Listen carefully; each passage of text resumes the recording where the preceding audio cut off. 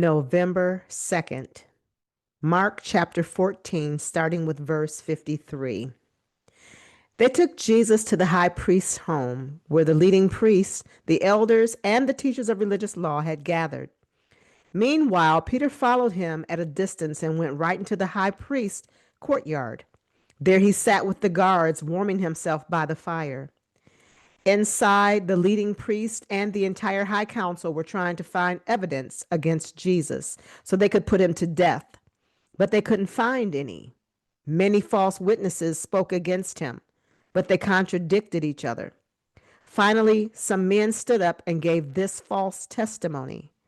We heard him say, I will destroy this temple made with human hands, and in 3 days I will build another made without human hands. But even then, they didn't get their story straight. Then the high priest stood up before the others and asked Jesus, well, aren't you going to answer these charges? What do you have to say for yourself? But Jesus was silent and made no reply. Then the high priest asked him, are you the Messiah, the Son of the Blessed One? Jesus said, I am. And you will see the Son of Man seated in the place of power at God's right hand and coming on the clouds of heaven. Then the high priest tore his clothing to show his horror and said, why do we need other witnesses? You have all heard his blasphemy. What is your verdict? Guilty, they all cried. He deserves to die. Then some of them began to spit at him, and they blindfolded him and beat him with their fists. Prophesy to us, they jeered, and the guards slapped him as they took him away. Matthew chapter 26, beginning with verse 57. Then the people who had arrested Jesus led him to the home of Caiaphas, the high priest, where the teachers of religious law and the elders had gathered. Meanwhile, Peter followed him at a distance and came to the high priest's courtyard. He went in and sat with the guards and waited to see how it would all end. Inside, the leading priest and the entire high council were trying to find witnesses who would lie about Jesus so they could put him to death. But even though they found many who agreed to give false witness, they could not use anyone's testimony. Finally, 2 men came forward who declared, this man said, I am able to destroy the temple of God and rebuild it in 3 days. Then the high priest stood up and said to Jesus, well, aren't you going to answer these charges? What do you have to say for yourself? But Jesus remained silent. Then the high priest said to him, I demand in the name of the living God, tell us if you are the Messiah, the Son of God. Jesus replied, you have said it, and in the future you will see the Son of Man seated in the place of power at God's right hand and coming on the clouds of heaven. Then the high priest tore his clothing to show his horror and said, blasphemy! Why do we need other witnesses? You have all heard his blasphemy. What is your verdict? Guilty, they shouted. He deserves to die. Then they began to spit in Jesus' face and beat him with their fists.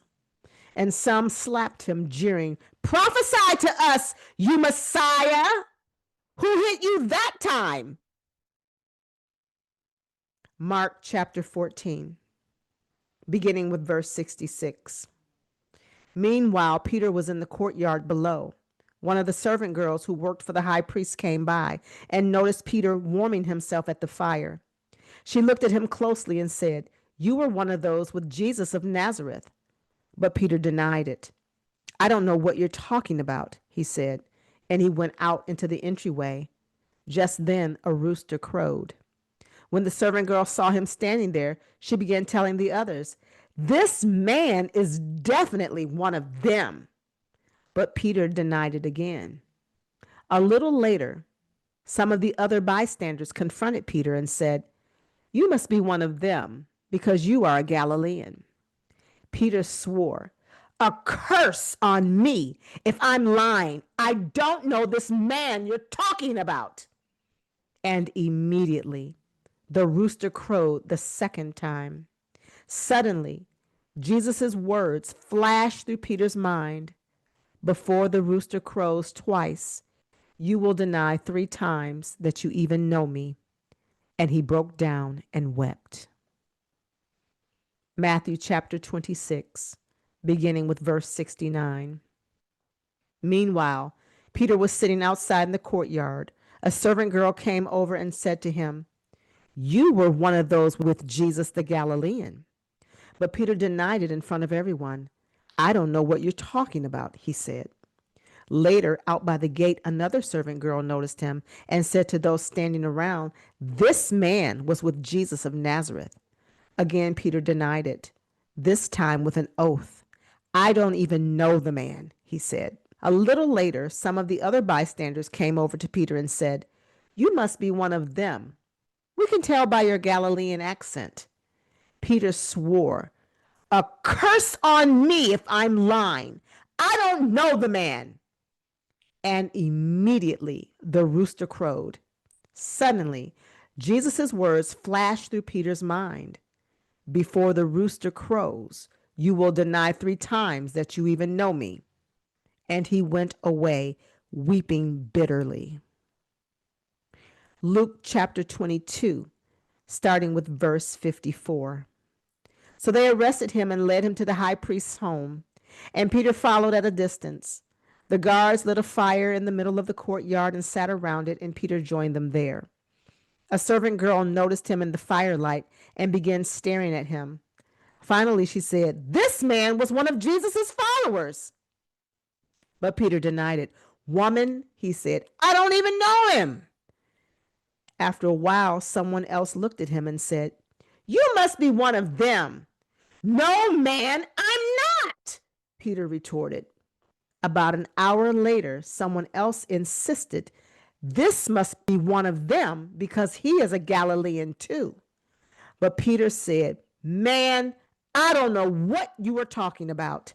And immediately, while he was still speaking, the rooster crowed. At that moment, the Lord turned and looked at Peter. Suddenly, the Lord's words flashed through Peter's mind. "Before the rooster crows tomorrow morning, you will deny 3 times that you even know me." And Peter left the courtyard, weeping bitterly. The guards in charge of Jesus began mocking and beating him. They blindfolded him and said, "Prophesy to us. Who hit you that time?" And they hurled all sorts of terrible insults at him. John chapter 18, beginning with verse 25. Meanwhile, as Simon Peter was standing by the fire warming himself, they asked him again, "You're not one of his disciples, are you?" He denied it, saying, "No, I am not." But one of the household slaves of the high priest, a relative of the man whose ear Peter had cut off, asked, "Didn't I see you out there in the olive grove with Jesus?" And Peter denied it, and immediately a rooster crowed. Mark chapter 15, verse 1. Very early in the morning, the leading priests, the elders, and the teachers of religious law, the entire high council, met to discuss their next step. They bound Jesus, led him away, and took him to Pilate, the Roman governor. Matthew chapter 27, verses 1 and 2. Very early in the morning, the leading priest and the elders of the people met again to lay plans for putting Jesus to death. Then they bound him, led him away, and took him to Pilate, the Roman governor.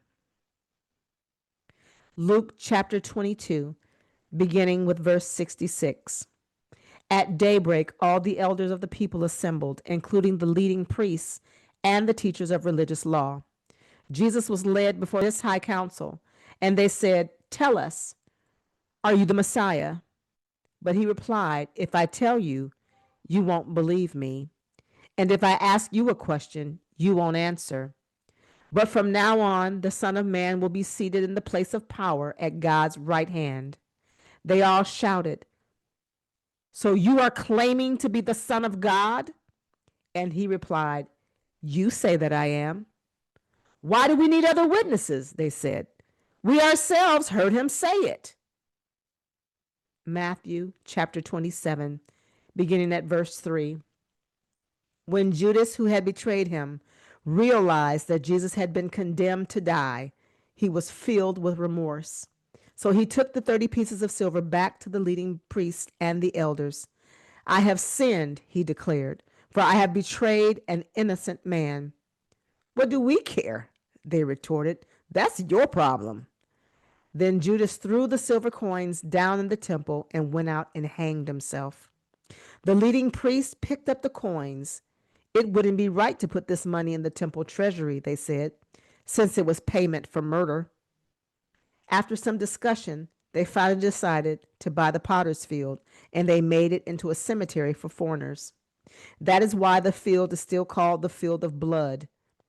This fulfilled the prophecy of Jeremiah that says, they took the 30 pieces of silver, the price at which he was valued by the people of Israel, and purchased the potter's field, as the Lord directed. May the Lord add a blessing to the reading and to the hearing of his holy word. Imitate God, therefore, in everything you do, because you are his dear children. Live a life full of love, following the example of Christ. He loved us and offered himself as a sacrifice for us, a pleasing aroma to God. Ephesians 5, verse 1 and 2. Hi, do you need prayer? If you do, give us a call. We would love to pray for you. You can call us at 918-928-6010. And you can also reach out to us via email through our contact us on our website, forgiveninc.com. That's the number 4, the word given, Given, Inc, INC.com. God bless you.